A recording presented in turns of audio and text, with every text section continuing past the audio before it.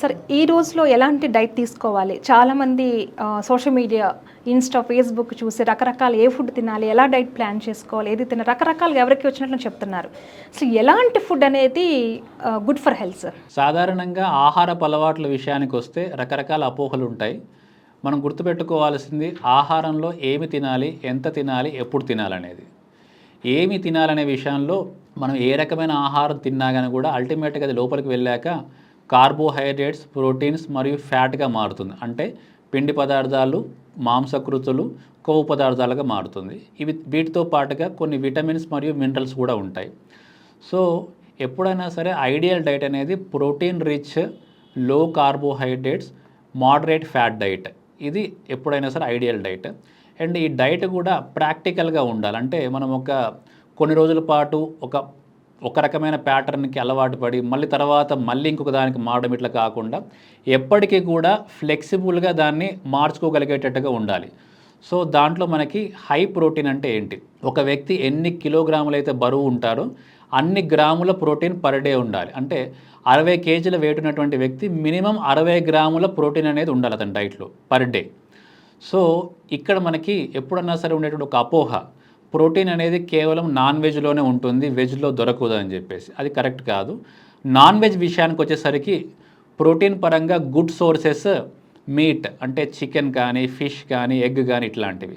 వీటిలో సాధారణంగా 100 గ్రాముల చికెన్లో 22 నుంచి 25 గ్రాముల ప్రోటీన్ ఉంటుంది. ఎగ్ విషయానికి వచ్చేసరికి ఒక ఎగ్లో దాని యొక్క సైజుని బట్టి 4 to 6 గ్రామ్స్ ఉంటుంది.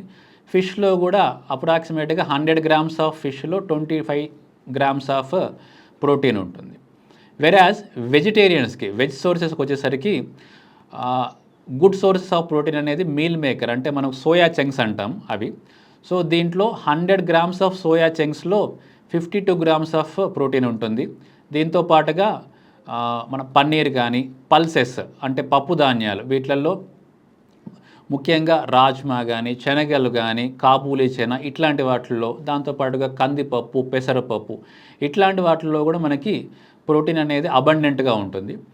ఇవి మనం గుర్తుపెట్టుకోవడం ద్వారా మనం ప్రోటీన్ అనేది సఫిషియెంట్గా తీసుకోవడం, దానితో పాటుగా కార్బోహైడ్రేట్ అనేది కొద్దిగా తగ్గించడం, ఫ్యాట్స్ అనేది మోడరేట్గా ఉండడం, ఇవి చేయాల్సి వస్తుంది. కార్బోహైడ్రేట్ విషయానికి వస్తే ఎప్పుడైనా సరే మనకు ఉండే ఇంకొక అపోహ, రైస్ కన్నా చపాతీ మంచిదని చెప్పి ఇట్లాంటివి. మనం గుర్తుపెట్టుకోవాల్సింది సింపుల్ కార్బోహైడ్రేట్స్ కన్నా కాంప్లెక్స్ కార్బోహైడ్రేట్స్ అనేవి మంచివి.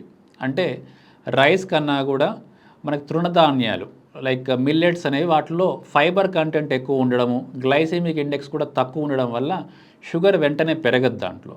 ఆ రకంగా వీటికన్నా అవి మంచిది. బట్ అన్నీ కూడా కార్బోహైడ్రేట్స్. ఓవరాల్గా ప్రోటీన్ కన్నా కార్బోహైడ్రేట్ తక్కువ ఉండాలి. ఆ కార్బోహైడ్రేట్స్లో కూడా ఏవి మంచివి అంటే కాంప్లెక్స్ కార్బోహైడ్రేట్స్ అనేవి మంచివి. ఈ కాంప్లెక్స్ కార్బోహైడ్రేట్స్లో ఫ్రూట్స్ కూడా ఉంటాయి. సో ఫ్రూట్స్లో కూడా ఫుల్ ఫ్రూట్ అంటే ఓల్ ఫ్రూట్ అనేది ఫ్రూట్ జ్యూసెస్ కన్నా మంచిది. ఎందుకంటే దాంట్లో మనకి ఫైబర్ కంటెంట్ ఉంటుంది కాబట్టి షుగర్ని వెంటనే పెరగకుండా ఆపుతుంది. జ్యూసెస్ అనేవి ఎప్పుడైతే అవి సింపుల్ ఫామ్లో ఉంటాయి, పీచు పదార్థం కూడా ఫిల్టర్ అయి ఉంటుంది కాబట్టి షుగర్ అనేది వెంటనే సర్జ్ అవుతుంది. ఈ ప్రోటీన్స్ మరియు కార్బోహైడ్రేట్స్తో పాటుగా ఫ్యాట్స్లో మోడరేట్గా తీసుకోవచ్చు. దాంట్లో కూడా గుడ్ ఫ్యాట్స్ అనేవి పాల పదార్థాల నుంచి వచ్చేటువంటి, ముఖ్యంగా నెయ్యి, దాంతోపాటుగా బటర్ ఇట్లాంటివి అనేది మంచి సోర్సెస్. దీంతో పాటుగా ఎంత తినాలనే విషయంలో మీకు చెప్పినట్టుగా ప్రోటీన్ అనేది అబండెంట్గా ఉండాలి. ఎన్ని కేజీ గ్రాములు అయితే అతను వెయిట్ ఉంటున్నాడో అన్ని గ్రామ్స్ అనేవి ఉండాలి. కార్బోహైడ్రేట్స్ అండ్ ఫ్యాట్స్ అనేవి లిమిటెడ్గా ఉండాలి. దీంతో పాటుగా ఇంకొక ముఖ్యమైన విషయం, ఎప్పుడు తినాలి. ఈ క్రమంలోనే మనము ఇంటర్మిటెంట్ ఫాస్టింగ్ అనే పదం గురించి వింటూ ఉంటాం. ఇంటర్మిటెంట్ ఫాస్టింగ్ అనేది సాధారణంగా ఒక రోజులో ఒక పీరియడ్ మొత్తం కూడా మనము ఫుడ్ తీసుకోకుండా ఉండడం, లిమిటెడ్ పీరియడ్లో మాత్రమే తినడం.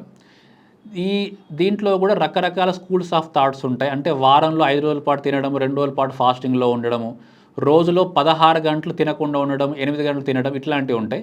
వీటిలో ఏది బెటర్ అంటే ఎప్పుడన్నా టైం రిస్ట్రిక్టెడ్ ఈటింగ్ అంటే సూర్యోదయం తర్వాత సూర్యాస్తమయం లోపల ఈ పీరియడ్లో తినడము, మిగతా పీరియడ్ మొత్తం కూడా ఫాస్టింగ్లో ఉండడం. కొంతమందికి మిడ్ నైట్ మాకు ఆకలిగా ఉంటుంది, అట్లా దానివల్ల మేము స్నాక్స్ అట్లాంటి వాటికి వెళ్తున్నామని చెప్పేసి. సో సాధారణంగా గమనించుకోవాల్సింది ఈ అలవాటు ఒక్కసారిగా మార్చుకోవడం అనేది కష్టం కాబట్టి వాళ్ళకి అట్లా ఉంటుంది. సాధారణంగా 5 to 7 డేస్ వీటిని ఫాలో అయితే మీరు చాలా కంఫర్టబుల్గా దీన్ని రెగ్యులర్గా పాటించవచ్చు.